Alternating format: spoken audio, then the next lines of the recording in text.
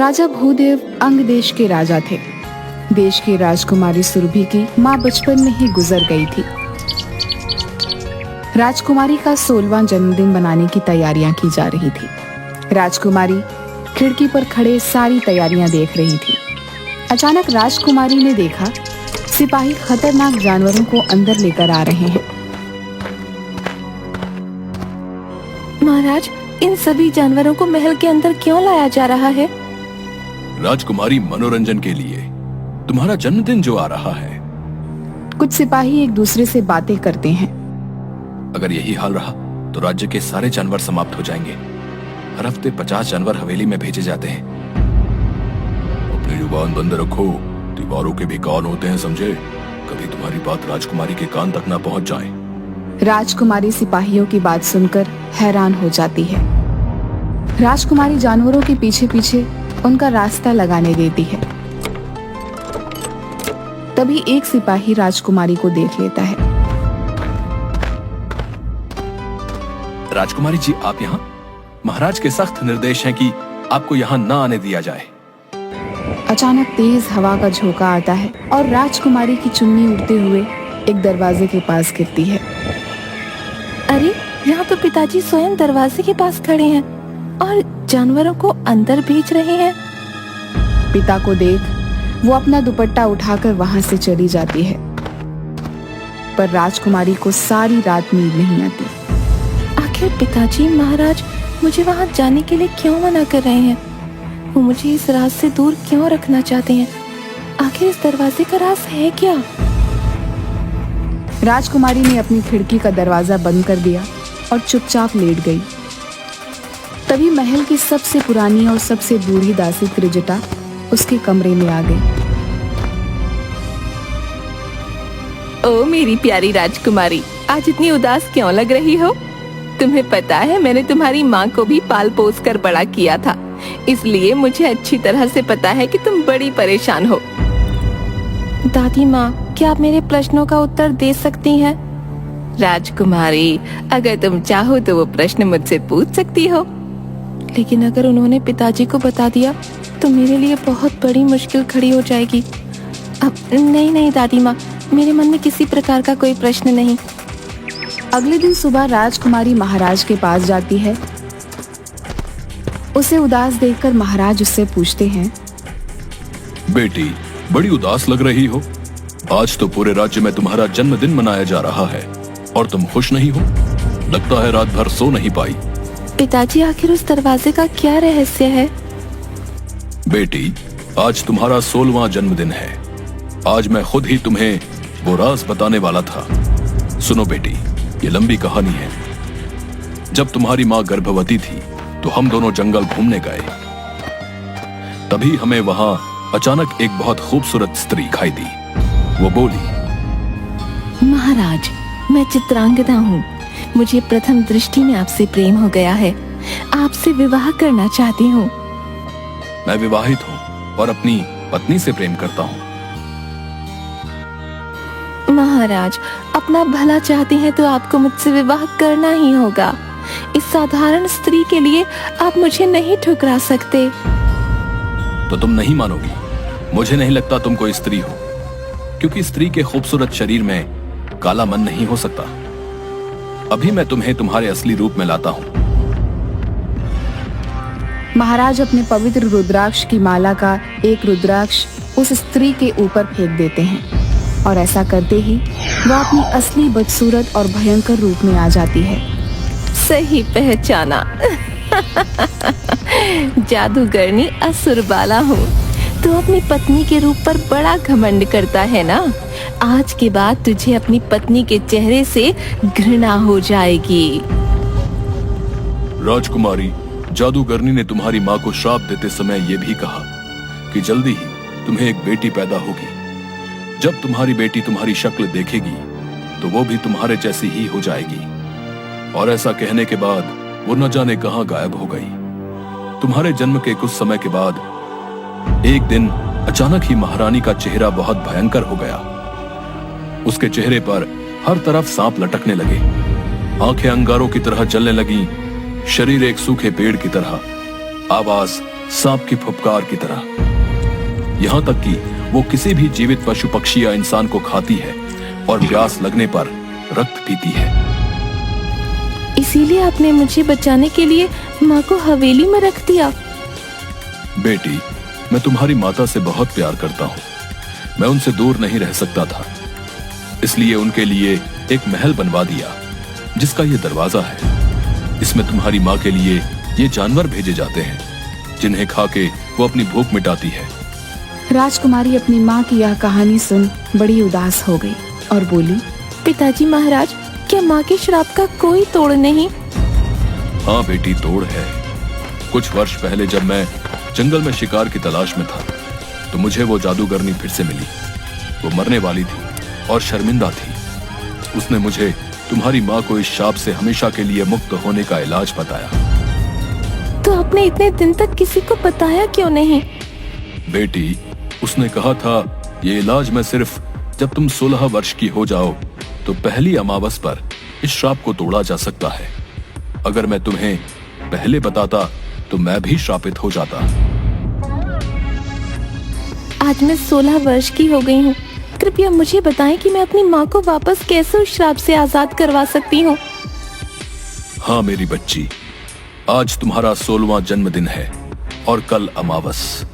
कल ही के दिन तुम्हें उस मायावी दरवाजे से अंदर जाना होगा। वहां पर तुम्हारे साथ भयानक घटनाएं होंगी, पर तुम किसी से भी मत डरना। पिताजी महाराज, मैं माँ के साथ ही वापस आऊंगी, आप विश्वास रखें।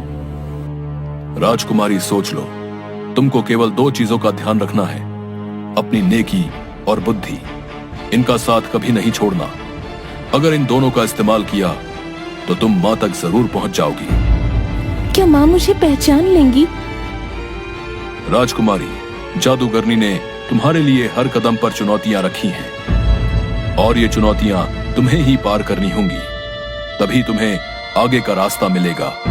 आखिर में अपनी माँ के अंदर ममता जगाने में अगर तुम सफल रही तभी महारानी वापस असली रूप में आ पाएगी। बेटी, तुम्हें सबसे पहले सोनगिरी की पहाड़ियों में जाकर एक जादुई गुफा में रहने वाले एक तपस्वी बाबा से एक जादुई किताब लेनी होगी। उस किताब में ही तुम्हें माँ को ठीक करने का रास्ता मिलेगा। मुझे सिर्फ इतना ही पता है, आगे क्या होगा वो तुम्हें खुद पता करना होगा और ये काम तुम्हें अकेले ही करना होगा। अपना ध्यान रखना और खुद पे भरोसा रखना। ये लो, ये रुद्राक्ष की माला, ये तुम्हारी रक्षा करेगी। खुद पर भरोसा रखना बेटी। इस दुनिया में कुछ भी ऐसा नहीं जो हम नहीं कर सकते। आप चिंता मत करिए पिताजी महाराज, मैं आपकी बातों का ध्यान रखूंगी। अपना आशीर्वाद दीजिए पिताजी महाराज। इसके बाद राजकुमारी सोनगिरी की पहाड़ियों में गुफा की तलाश में निकल जाती है। थोड़ी देर चलने के बाद उसे एक तालाब दिखाई देता है। काफी थक गई हूँ, थोड़ा बैठ जाती हूँ। वहाँ एक तालाब है, वहीं जाके थोड़ा आराम कर लेती हूँ। इसके बाद राजकुमारी तालाब के पास जाके बैठ जाती है। तभी एक हिरन थोड़ी दूर पर घायल पड़ी होती है, जिसके पास तालाब से एक मगरमच्छ धीरे धीरे उसे खाने के लिए आगे बढ़ रहा था। यह देखकर राजकुमारी तुरंत उस हिरन के पास भाग के जाती है और उस मगरमच्छ के सामने जाकर खड़ी हो जाती है। तुम चिंता मत करो, मेरे होते हुए ये मगरमच्छ तुम्हें कोई नुकसान नहीं पहुंचा पाएगा। इसके बाद राजकुमारी उस मगरमच्छ को मार देती है। तभी मगरमच्छ एक सुंदर कन्या में बदल जाती है। आप कौन हैं? मैं जल की देवी हूँ। एक बार एक तांत्रिक ने मुझे इस मगरमच्छ के रूप में कैद कर दिया ताकि वो इस तालाब के जादुई जल के साथ जो चाहे वो कर पाए। ये वन कोई साधारण वन नहीं, इस वन को देवराज इंद्र ने यहाँ के राजा को दिया था तोहफे में। इस वन की हर चीज जादुई है। अब वो तांत्रिक अपनी मनमानी नहीं कर पाएगा। तुम्हारा बहुत बहुत धन्यवाद राजकुमारी। बताओ मैं तुम्हारी कैसे मदद कर सकती हूँ? इस वन में एक गुफा है जहाँ एक तपस्वी बैठते हैं। उनसे मुझे उनकी जादुई किताब लेनी है। वो किताब तो लोगों को उनकी मंजिल दिखाती है। इस उम्र में भला तुम्हें तुम्हारी कौन सी मंजिल जाननी है? जल देवी, मुझे अपनी माँ को बचाना है। एक जादूगरनी के श्राप से वो एक राक्षसनी में बदल गई हैं। उनकी मुक्ति के लिए मुझे उस जादुई किताब तक पहुँचना ही होगा। तुम्हारी वजह से इस कैद से मैं आजाद हो पाई हूँ। इसलिए मैं तुम्हें गुफा तक पहुंचाऊंगी। उस गुफा का रास्ता इसी तालाब से होकर जाता है। वहां तक सही सलामत पहुंचने में ये जलरथ तुम्हारी सहायता करेगा। मैं तुम्हारी कामयाबी के लिए प्रार्थना करूंगी। जाओ, तुम्हारी यात्रा सफल हो। इसके बाद राजकुमारी उस जलरथ में बैठकर तालाब के अंदर चली जाती है। थोड़ी देर बाद वो गुफा तक पहुंच जाती है।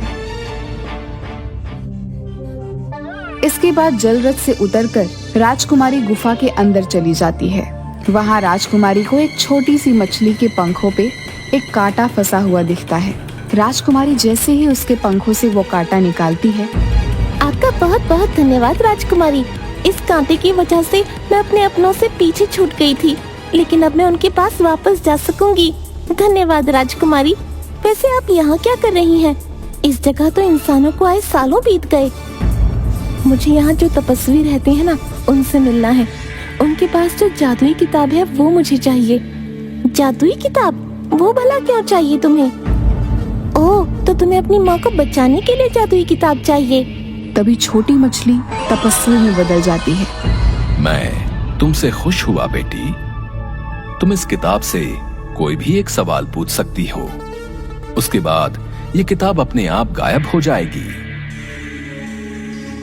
आपका बहुत बहुत धन्यवाद बाबा। आखिरकार मैंने अपनी पहली मंजिल पार कर ही ली है। जादुई किताब, मुझे बता, मैं अपनी माँ को उस जादूगरनी के श्राप से कैसे आजाद कर सकती हूँ? इस श्राप से मुक्ति तभी मिलेगी जब कोई जंगल की आत्मा की मणि को महारानी के माथे के बीचों बीच लगा दे। इससे महारानी अपने असली रूप में आ जाएगी। इसके बाद राजकुमारी उसी जलरथ में बैठकर वापस आ जाती है।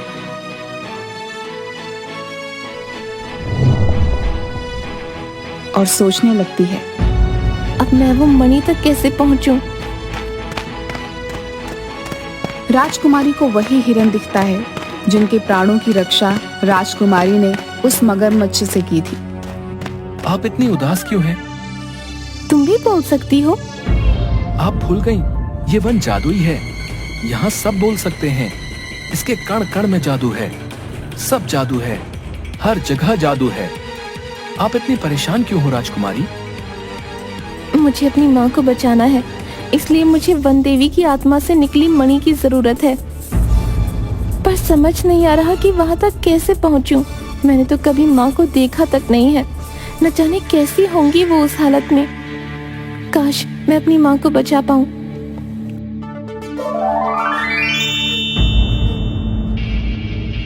राजकुमारी भाग जाइए यहाँ से, वरना ये मेरे साथ साथ आपको भी मार के खा जाएगा। जाइए राजकुमारी, आप चली जाइए यहाँ से। मैं तुम्हें छोड़ के नहीं जा सकती। तुम यहाँ से जाओ, मैं इसका ध्यान भटकाती हूँ। उतने में तुम भाग जाना, ठीक है? नहीं राजकुमारी, ये हमारी नियति है। हमारे जन्म लेते ही मौत हमारा पीछा करने लगती है, लेकिन आपको अपनी माँ को बचाना है। आप जाओ यहाँ से, मैं इसका ध्यान भटकाता हूँ। मैं एक क्षत्रिय हूँ। इस तरह पीठ दिखा के भागना हमारे खून में नहीं है। इस दानव का मैं वो हाल करूंगी कि आज के बाद किसी को नहीं खा पाएगा। इसके बाद राजकुमारी उस दानव से लड़ने लगती है। काफी देर तक लड़ने के बाद जैसे ही राजकुमारी अपनी तलवार से जैसे ही मारने वाली होती है, तभी उन दानव की आंखों में आंसू आते हुए देख लेती है और थोड़ी देर में एक छोटे से दानव को देख लेती है जो कि उसी दानव का पुत्र होता है। ये देख राजकुमारी रुक जाती है और उन्हें जाने देती है। आज के बाद इस तरह का नुकसान किसी को नहीं पहुंचाना। जाओ, वहाँ तुम्हारा बच्चा तुम्हारी राह देख रहा है। आपने उसे क्यों जाने दिया राजकुमारी? मैं एक बच्चे को उसकी माँ से अलग नहीं कर सकती। आज जब खुद तरस रही हूँ तो भला यही दर्द मैं किसी और को सहने कैसे दे सकती हूँ? तुम सच में बहुत दयालु हो। तुमसे मिलना मेरी खुशकिस्मती है राजकुमारी। तुम भी कैसी बातें कर रही हो। चलो अपना ध्यान रखो, और हाँ, ध्यान से देखकर बाहर निकलना, समझी? मैं चलती हूँ, अभी लंबा सफर तय करना है। वो तो ठीक है, लेकिन अगर तुम चली गई तो ये मणि कौन ले जाएगा? मतलब? तभी हिरन वन देवी में बदल जाती है।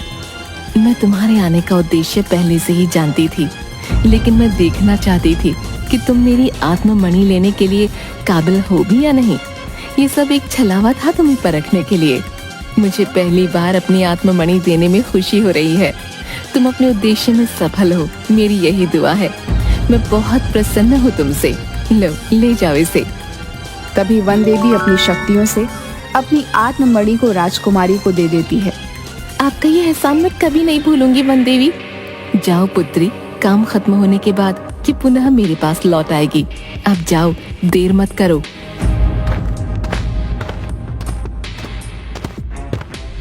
इसके बाद राजकुमारी अपने महल वापस आ जाती है। तुम आ गई बेटी। आपके आशीर्वाद से मैं माँ को ठीक करने का उपाय भी ले आई हूँ। अब बस महल के उस कमरे में जाकर माँ को बचाना है। हाँ बेटी, भगवान तुम्हारी मदद करेंगे। इसके बाद राजकुमारी उस कमरे में चली जाती है। राजकुमारी हवेली के दरवाजे अंदर चली जाती है। चारों तरफ भयंकर जानवर और मांस की बदबू फैली हुई थी। राजकुमारी जैसे ही उस आखिरी कमरे में पहुंची, तभी उन्हें एक बड़ी भयानक औरत नजर आई, जिसको देखते ही राजकुमारी डर के चीख पड़ी। कहीं ये औरत तो मेरी माँ नहीं? मैंने इतना भयानक चेहरा कभी नहीं देखा था। डरी हुई राजकुमारी ने अपने आप को संभाला। वह औरत राजकुमारी को खाने के लिए आगे बढ़ी और मुंह से सांप की फुफकार निकालने लगी। माँ, आप मुझे खाना चाहती हैं? मेरे लिए सौभाग्य की बात होगी माँ, अगर मैं आपका भोजन बन पाऊँ, आपका अंश आप में ही समाहित हो जाए। मेरा अंश? तुझ जैसी खूबसूरत राजकुमारी मेरा अंश नहीं हो सकती। नहीं माँ, पहचानो, मैं आपकी ही बेटी हूँ। बेटी? मेरी बेटी? हाथ में तलवार लेकर मुझे मारना चाहती है? माँ, एक बार मुझे गले से लगा लो, तुम्हें सब याद आ जाएगा। नहीं, मुझसे दूर रह, तुझे डर नहीं लगता? औरत ने राजकुमारी के बालों को पकड़ उसे दूर फेंक दिया। राजकुमारी के शरीर से खून निकलने लगा। चली जा, हट जा यहाँ से, वरना तुझे चबा चबा के खा लूंगी। तुझे डर नहीं लगता? ये देख मेरे दांत। माँ, कभी माँ के पास आने में भी किसी को डर लगा है? बचपन से माँ के प्यार को तरस रही हूँ, मुझे एक बार गले से लगा लो माँ। राजकुमारी दौड़कर उस भयानक औरत को गले लगा ली। औरत ने अपने दांत उसके शरीर में गड़ा दिए। राजकुमारी दर्द से चिल्लाई, माँ! लेकिन तभी राजकुमारी ने उस मणि को महारानी के माथे के बीचों बीच लगा दिया। मणि के माथे में समाती ही महारानी अपने असली रूप में आ गई। उसके ऐसा करते ही महारानी के दिल में ममता भर गई और आंखों से आंसू निकलने लगे। मेरी बच्ची, मुझे सब याद आ गया। तूने मुझे इंसान बना दिया, मैं श्राप मुक्त हो गई। ऐसा कहते ही वह औरत महारानी के रूप में परिवर्तित हो गई। जादूगरनी का श्राप सदा के लिए खत्म हो गया। राजकुमारी अपनी माँ के गले लग गई। चलो माँ, घर चलो, पिताजी महाराज आपकी राह देख रहे हैं। दोनों की हवेली से बाहर आते ही चारों तरफ खुशियां मनाई जाने लगी। पूरे राज्य में उपहार बांटे गए। आज मेरा परिवार फिर पूरा हो गया। मेरी महारानी राजकुमारी के कारण वापस आ गई। मुझे तुम पर गर्व है बेटी। आज से तुम होगी इस राज्य की नई उत्तराधिकारी। हम हमेशा सोचते थे कि हमारे बाद ये राज्य कौन संभालेगा, लेकिन जिसकी तुम निडर बेटी हो, उसे किसी बेटे की क्या जरूरत। पिताजी महाराज, आपने मुझे इस लायक समझा, आपका बहुत बहुत धन्यवाद। मैं आपकी सारी उम्मीदों पर खरी उतरूंगी, देख लीजिएगा। राजकुमारी के साहस के कारण हवेली के खूबसूरत दरवाजे को हमेशा के लिए खोल दिया गया और राजकुमारी अपने माता पिता के साथ खुशी खुशी महल में रहने लगी।